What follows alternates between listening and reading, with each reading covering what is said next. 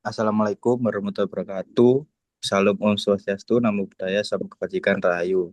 Kami dari kelompok 4 ingin mempresentasikan tentang acceptance sampling plan dalam quality control. Sebelumnya, perkenalkan nama saya Gendra Dimas Arifasya dengan NIM 138. Perkenalkan, nama saya Silvia Regita Wardani dengan NIM 68. Perkenalkan, saya Husnul Puspitaningrum dengan NIM 114. Perkenalkan, nama saya Muhammad Farhan Abdisayan dengan NIM 115. Perkenalkan, nama saya Luna Syifa Frisbianti dengan NIM 166. Acceptance sampling adalah metode pengembalian kualitas dengan cara mengambil sebagai sebagian sampel dari suatu lot produk untuk diperiksa. Kemudian berdasarkan hasil pemeriksaan tersebut diputuskan apakah seluruh lot diterima atau ditolak. Definisi dan tujuan penggunaan. Acceptance sampling merupakan metode pengendalian kualitas yang digunakan untuk menentukan apakah suatu lot atau kelompok produk diterima atau ditolak berdasarkan hasil pemeriksaan sejumlah sampel tertentu. Metode ini digunakan untuk mengurangi biaya, waktu, dan tenaga inspeksi dibandingkan pemeriksaan seluruh produk. Jenis acceptance sampling. Yang pertama ada single sampling plan yang merupakan salah satu rencana sampling yang terdapat pada metode sampling penerimaan. Single sampling plan didefinisikan dari dua variabel yaitu besarnya ukuran sampel atau N di dalam sebuah lot dan bilangan penerimaannya atau C. Bilangan penerimaan merupakan bilangan yang menunjukkan nilai maksimal dari ukuran data atribut pada sampel N yang diamati. Ukuran data atribut secara umum dibedakan menjadi dua jenis, yaitu ukuran untuk defektif dan ukuran untuk defect. Defektif menunjukkan ketidaksesuaian dari proses yang ada, sedangkan ukuran terhadap defects menunjukkan jumlah ketidaksesuaiannya. Jenis acceptance sampling yang kedua adalah double sampling plan. Double sampling plan merupakan metode dalam acceptance sampling yang menggunakan dua tahap pengambilan sampel untuk menentukan apakah suatu lot diterima atau ditolak. Pada tahap pertama, sejumlah sampel awal diambil dan diperiksa. Jika hasilnya menunjukkan jumlah cacat yang sangat kecil, maka lot langsung diterima. Sedangkan jika jumlah cacat sangat besar, maka lot langsung ditolak. Namun, jika hasil sampel pertama berada pada kondisi meragukan atau tidak jelas, maka dilakukan pengambilan sampel kedua dan sampel Triple sampling plan. Pada tahap pertama, sejumlah sampel awal diambil dan diperiksa. Jika hasilnya menunjukkan jumlah cacat yang sangat kecil, maka lot langsung diterima. Sedangkan jika jumlah cacat sangat besar, maka lot langsung ditolak. Namun, jika hasil sampel pertama berada pada kondisi meragukan atau tidak jelas, maka dilakukan pengembalian sampel kedua. Namun, jika hasilnya berada pada kondisi tidak meyakinkan, maka dilakukan pengambilan sampel kedua dan bila masih belum memberikan keputusan yang jelas, maka dilanjutkan ke sampel ketiga. Keputusan terakhir ditentukan dari gabungan hasil ketiga sampel tersebut sehingga proses inspeksi menjadi lebih fleksibel dan efisien dalam kondisi kualitas produk yang bervariasi. Setelah itu, rancangan penyampelan tunggal. Kurva OC adalah kurva yang digunakan untuk menilai rencana sampling. Kegunaannya itu untuk menunjukkan probabilitas penerimaan PA dari rencana sampling tertentu, menunjukkan hubungan antara PA dengan persen produk yang rusak dalam sampel P, menunjukkan besar resiko produsen dan resiko konsumen. Kurva OC tidak memprediksi persen defektif, tidak menyatakan tingkat kepercayaan pada persen tertentu, dan tidak memprediksi kualitas akhir yang diperoleh setelah pemeriksaan. Next. Kemudian ukuran sampel. Ukuran sampel N merupakan jumlah anggota populasi yang digunakan sebagai objek penelitian untuk mewakili keseluruhan populasi. Dalam penelitian, ukuran sampel memiliki peran penting karena mempengaruhi tingkat ketelitian dan keakuratan hasil penelitian. Dalam jurnal, perlukah menghitung ukuran sampel?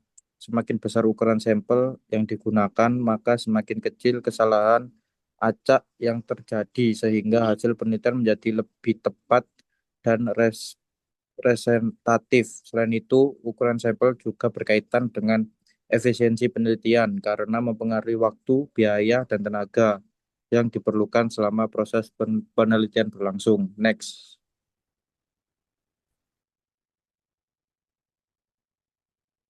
Sensitivitas dalam sampling penerimaan adalah kemampuan suatu rencana sampling untuk mendeteksi perbedaan kualitas pada suatu lot produk. Sensitivitas menunjukkan seberapa baik sistem sampling dapat membedakan antara lot yang memiliki kualitas yang baik dan lot yang memiliki kualitas yang buruk. Dalam sampling penerimaan, ukuran sampel atau sample size dan batas penerimaan memiliki pengaruh besar terhadap keputusan menerima atau menolak suatu lot produk. Semakin besar ukuran sampel yang digunakan, maka keputusan sampling menjadi lebih akurat karena data yang diperoleh lebih mewakili kondisi kualitas lot secara keseluruhan. Sensitivitas rencana sampling penerimaan menunjukkan kemampuan suatu sistem sampling dalam membedakan lot berkualitas baik dan lot berkualitas buruk.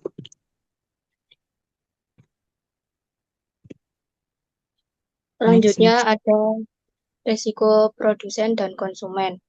Producer risk atau risiko produsen adalah kemungkinan suatu lot yang sebenarnya memiliki kualitas baik ditolak dalam proses acceptance sampling. Risiko ini biasanya dilambangkan dengan alfa dan digunakan untuk melindungi produsen dari kerugian akibat penolakan produk yang masih memenuhi standar kualitas. Consumer risk atau resiko konsumen adalah kemungkinan suatu lot dengan kualitas buruk justru diterima dalam proses acceptance sampling. Risiko ini biasanya dilambangkan dengan simbol beta dan berkaitan dengan Lot Tolerance Percent Defective atau LTPD. Consumer risk digunakan untuk melindungi konsumen agar tidak menerima produk dengan tingkat cacat yang melebihi batas toleransi. Hubungan keduanya dengan kualitas lot dan keputusan penerimaan. Kedua risiko ini ditentukan melalui kurva operating karakteristik atau UC yang menggambarkan hubungan antara tingkat cacat produk dengan probabilitas penerimaan lot. Dalam penelitian Wang dan Chang 2023 dijelaskan bahwa penentuan batas AQL atau Acceptable Quality Level dan LTPD Lot Tolerance Present Defective sangat mempengaruhi keseimbangan antara alfa dan beta dalam keputusan penerimaan lot, sehingga desain sampling plan harus mampu menyeimbangkan kepentingan produsen dan konsumen. Lot akan diterima atau hasil ditolak berdasarkan hasil sampling, di mana jumlah sampel dan acceptance number menentukan posisi titik pada kurva OC. Jika batas keputusan terlalu ketat, maka produser risk meningkat karena lebih banyak lot baik yang ditolak. Sebaliknya, jika terlalu longgar, consumer risk meningkat karena lebih banyak lot cacat yang diterima. Oleh karena itu, desain sampling plan harus mengoptimalkan kedua risiko ini agar keputusan lot tetap seimbang dan efisien.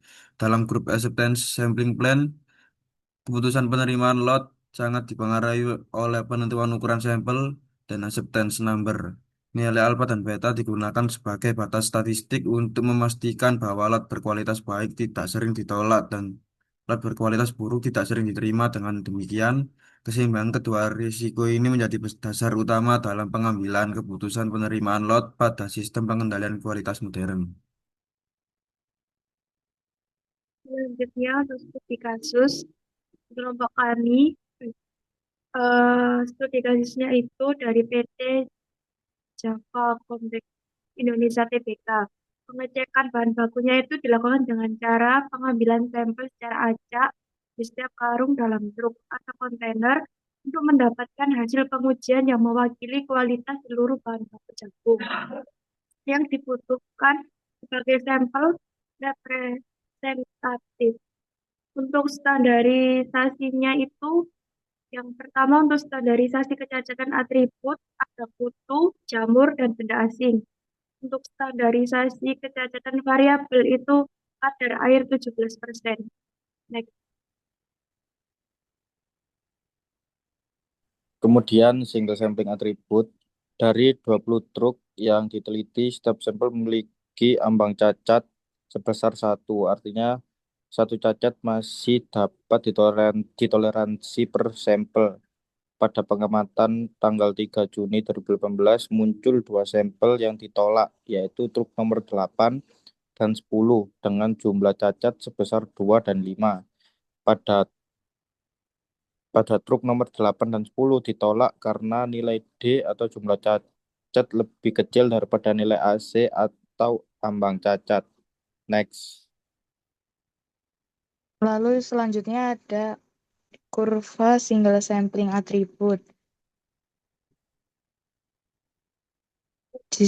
Dari data di atas diketahui melalui simulasi angka kecacatan dari 0% hingga 20%. Tabel di atas akan memperlihatkan bagaimana peluang kelulusan truk merosot turun seiring dengan memburuknya kualitas pasokan dari gudang. Pada kurva N8, kurva ini menunjukkan penurunan yang jauh lebih tajam dibanding kurva kedua. Hal ini membuktikan secara statistik bahwa semakin besar ukuran sampel yang diambil dari sebuah truk, maka saringan pemeriksaan akan menjadi semakin ketat. Pada kurva N3, kurva ini bergerak sangat landai dari titik awal hingga menyentuh tingkat kecacatan 20%. Karakteristik kelandaian ini mengindikasikan bahwa skema pemeriksaan dengan jumlah sampel sedikit memiliki tingkat kelonggaran yang tinggi. Dampaknya, resiko lolosnya barang cacat ke dalam sistem produksi menjadi lebih besar jika kualitas pasokan materi memburuk. Selanjutnya untuk di double sampling atribut, pengujiannya ini dilakukan dengan terhadap 94 truk. Terus dengan nilai parameter pengujian yang digunakan dalam analisis ini diperoleh berdasarkan standar MIL STT atau military standard, di mana ada ukuran sampel atau N1-nya sama dengan 13, batas penerimaan atau AC 1-nya sama dengan 0, terus batas penolakannya atau reject 1 sama dengan 3. Terus apabila hasil pemeriksaan pertama belum menghasilkan keputusan mutlak, maka pengujian dilanjutkan ke tahap kedua dengan mengambil sampel tambahan, yaitu dengan parameter ukuran sampel N2 sama dengan 13, batas penerimaan akumulatif atau acceptance 2 sama dengan 3, batas penolakan akumulatif reject 2 sama dengan 4. Dan dari 94 truk itu diambil contoh ini di mana ada 20 truk pertama, dan berdasarkan data pada tabel ini sebanyak 18 truk langsung dinyatakan diterima pada tahap pertama karena tidak ditemukan produk cacat, namun truk 10 langsung dinyatakan ditolak karena jumlah cacatnya melebihi batas penolakan. Sementara itu, truk 8 harus lanjut ke tahap 2 karena memiliki jumlah cacat yang berada di antara nilai penerimaan dan penolakan. Setelah dilakukan pemeriksaan tambahan sebesar pada truk 8 ditemukan cacat kedua sebanyak 5, sehingga total cacat akumulatif menjadi 7, yaitu 2 ditambah 5, yang melebihi batas reject 2 sama dengan 4, sehingga keputusan akhirnya adalah ditolak. Next.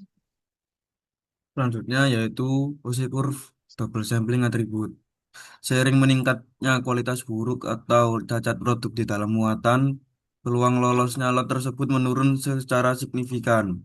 Penurunan ini terus merosot tajam sehingga menyentuh angka 7,57% atau 0,0757, sehingga proporsi cacat mencapai 28%. Tren penurunan probabilitas penerimaan yang responsif ini membuktikan bahwa skema double sampling atribut yang diterapkan sangat sensitif dan efektif dalam menyaring muatan truk yang tidak memenuhi standar mutu. Selanjutnya adalah untuk single sampling variabel. Dari data pada untuk setiap truk, maka yang dapat ditentukan sebelum melakukan perhitungan statistik untuk single sampling variabel adalah menentukan kondisi pemeriksaan, menentukan kode huruf, menentukan ukuran sampel, dan menentukan nilai K. Dari data pada PT Java Konkret Indonesia (TBK) didapatkan data sebagai berikut. Untuk ukuran kota itu 90 sampai 150 sak, nilai AQL 1%, jenis pemeriksaan normal, tingkat pemeriksaan 2. Dari ketentuan yang diberikan, maka untuk perencanaan sampling dapat diketahui sebagai berikut. Kode huruf B dan C, nilai sampelnya itu 3 dan 4, nilai K-nya itu 1,45. Dan ini adalah tabelnya. Next.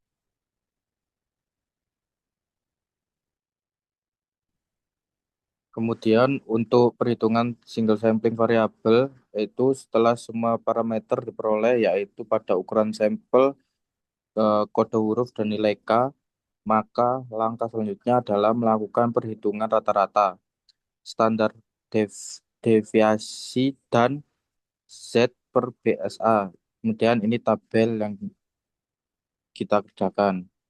Next. Perhitungan single sampling variabel. Yang pertama ada menghitung rata-rata. Rumus rata-rata merupakan jumlah sampel dibagi banyak jenis sampel. Berikut merupakan perhitungannya. Diketahui jumlah sampelnya diketahui 3,62 ditambah 13,7 ditambah 13,78 dibagi 3, hasilnya diketahui 13,7. Dengan cara yang sama dilakukan sampai menemukan rata-rata pada truk ke-94 dengan rata-rata sebesar 16. Lalu yang kedua ada perhitungan standar deviasi. Lalu untuk hasil dari perhitungan truk 1 terdapat diketahui 0,08. Dengan cara yang sama digunakan untuk menghitung standar deviasi sampai truk 94. Lalu untuk yang ketiga ada menghitung batas spesifik atas. Rumus yang digunakan yaitu PSA dibagi rata-rata, PSA dikurangi rata-rata dibagi standar deviasi. PSA di sini merupakan batas minimum kadar persen air yang diperbolehkan dan batas minimum kadar persen air sudah diketahui yaitu 17%. Perhitungannya yakni 17 dikurangi 13,7 dibagi 0,08, hasilnya diketahui 41,25. Dengan cara yang sama digunakan untuk menghitung batas spesifik atas sampai truk 94. Next.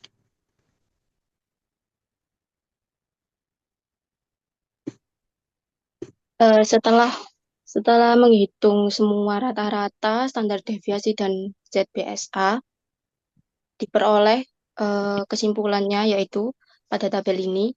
Berdasarkan pada tabel ini, truk yang ditolak adalah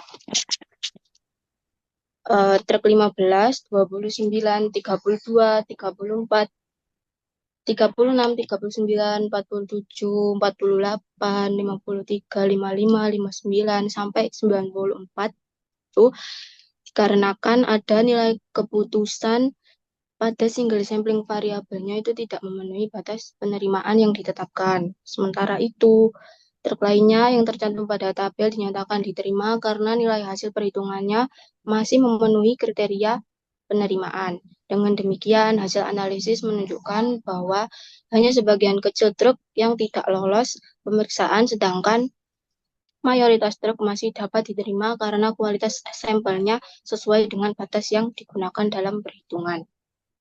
Next. Selanjutnya yaitu sekar curve single sampling variable. Kurva karakteristik operasi atau OC curve di atas menjelaskan kinerja rencana sampling variabel tunggal, yaitu seberapa besar probabilitas suatu lot barang akan diterima pada sumbu vertikal berdasarkan tingkat kecacatan aslinya, yaitu sumbu horizontal.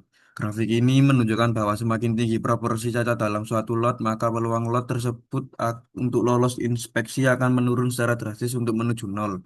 Selain itu, perbandingan antara kurva biru N sama dengan 4 dan kurva jingga N sama dengan 3 mengilustrasikan bahwa penambahan ukuran sampel N membuat kurva menjadi lebih curam, yang berarti rencana sampling menjadi lebih ketat dan lebih akurat dalam membedakan antara lot berkualitas baik dan lot berkualitas buruk.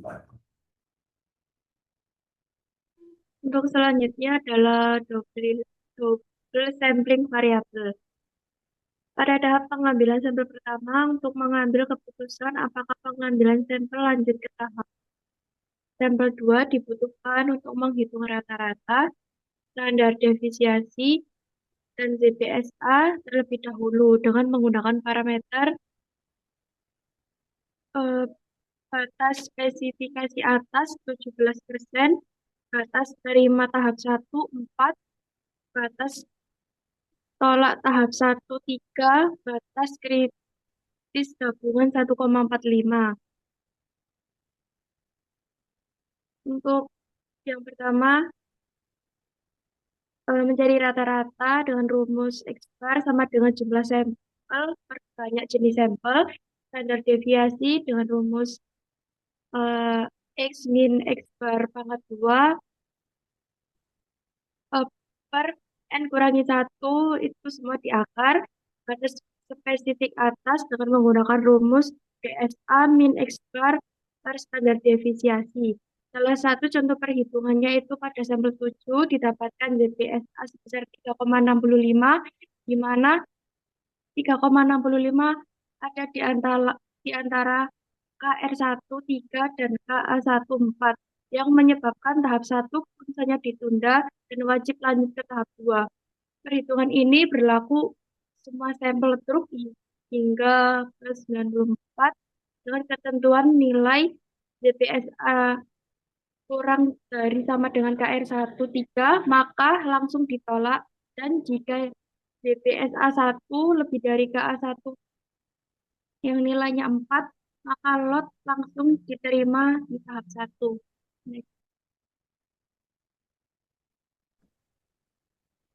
Kemudian untuk double sampling variabel itu grafik di atas menampilkan kurva karakteristik operasi OC kurve yang memvisualisasikan performa dari rencana sampling ganda yang diterapkan pada pengujian truk.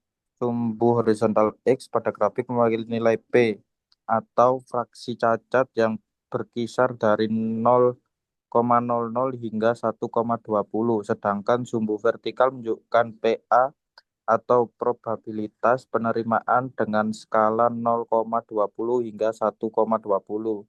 Kurva ini mengalami lonjakan tajam di awal dan mencapai puncaknya mendekati nilai 1,00 saat tingkat kecacatan sangat rendah, P sama dengan 0,02, yang berarti muatan berkualitas baik memiliki peluang sangat tinggi untuk diterima. Namun seiring bergeraknya nilai P ke arah kanan atau ketika kualitas muatan memburuk, kurva langsung menukik turun secara drastis. Penurunan tajam ini menunjukkan bahwa rencana sampling sangat responsif terhadap perubahan kadar air. Ketika nilai fraksi cacat melewati angka 0,40, garis kurva tampak melandai sempurna dan melekat pada garis dasar di angka 0,00.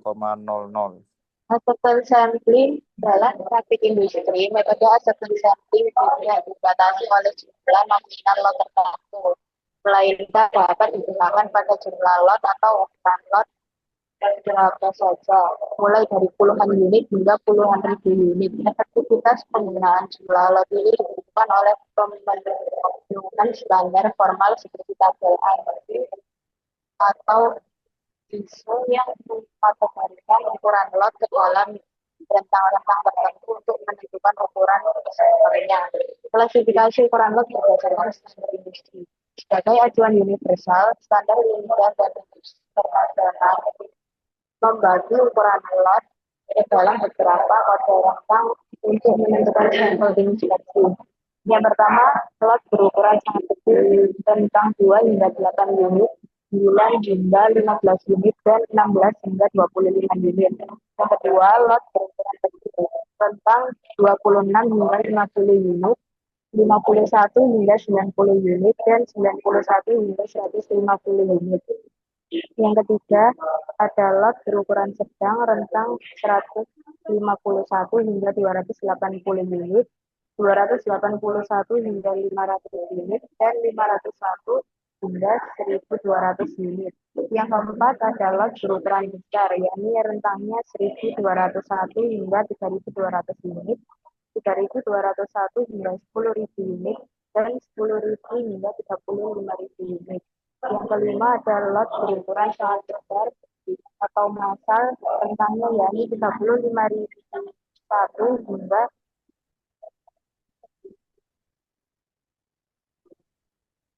hingga 150.000 unit, hingga di atas 500.000 satu unit. Lalu untuk pertimbangan utama dalam menentukan ukuran lot, meskipun secara teori bisa digunakan untuk lot berukuran berapapun, industri harus mempertimbangkan faktor efisiensi dan biaya melalui kalkulasi, yaitu yang pertama ada prinsip homogenitas produk, yakni satu lot harus diproduksi dari kondisi yang mesin, bahan baku, operator, dan jam kerja, agar sampel yang diambil benar-benar representatif. Yang kedua ada prinsip skala ekonomis, yaitu lot yang berukuran lebih besar atau massal secara statistik jauh lebih menguntungkan dan direkomendasikan karena biaya pemeriksaan per unitnya menjadi jauh lebih murah dibandingkan memeriksa lot-lot kecil. Dan yang ketiga ada prinsip kesepakatan dua pihak, yakni ukuran lot harus disetujui bersama dari produsen dan konsumen agar standar penanganan produk tetap setara di kedua belah pihak. Nah, untuk selanjutnya, kapan metode acceptance sampling ini tepat digunakan? Industri umumnya menerapkan acceptance sampling pada lot-lot produk jika berada dalam kondisi sebagai berikut. Yang pertama ada pengujian bersifat merusak produk. Contohnya ada uji kekuatan tekan beton dan uji ledak komponen. Yang kedua, ada biaya dan waktu untuk melakukan inspeksi 100% terlalu tinggi dan tidak realistis. Dan yang ketiga, terdapat risiko kelelahan atau kejenuhan operator jika harus memeriksa jutaan produk secara manual yang justru berpotensi menimbulkan kesalahan deteksi baru. Next. Selanjutnya kesimpulan. Acceptance sampling merupakan metode pengendalian kualitas yang digunakan untuk menilai apakah suatu lot produk diterima atau ditolak berdasarkan hasil pemeriksaan sampel. Sehingga metode ini efisien ketika pemeriksaan seluruh produk tidak memungkinkan. Dalam makalah ini dijelaskan bahwa pengambilan sampel penerimaan memiliki beberapa jenis, seperti pengambilan sampel tunggal, pengambilan sampel ganda, dan pengambilan sampel rangkap 3 dengan rancangan penyampelan tunggal sebagai bentuk yang paling sederhana karena keputusan hanya diambil dari satu kali pengambilan sampel. Kurva karakteristik operasi atau OC curve berperan penting dalam mengevaluasi rencana sampling karena menunjukkan hubungan antara kualitas lot dan peluang diterima. Semakin baik kualitas lot, semakin besar peluang lot diterima. Sedangkan semakin buruk kualitas lot, semakin kecil peluang lot diterima. Selain itu, ukuran sampel, sensitivitas, sampling penerimaan, serta resiko produsen dan resiko konsumen menjadi faktor utama yang harus diperhatikan agar keputusan penerimaan lot tetap adil, efektif, dan sesuai dengan tujuan pengendalian mutu.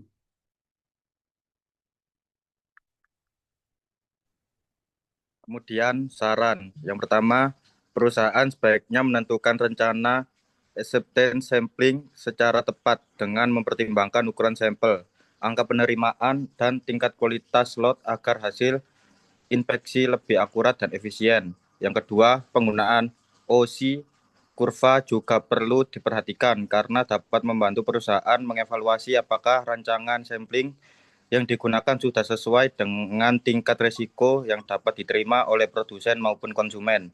Yang ketiga, penerapan acceptance sampling akan lebih optimal jika dilakukan secara konsisten dalam proses incoming quality control maupun pemeriksaan produk akhir. Next.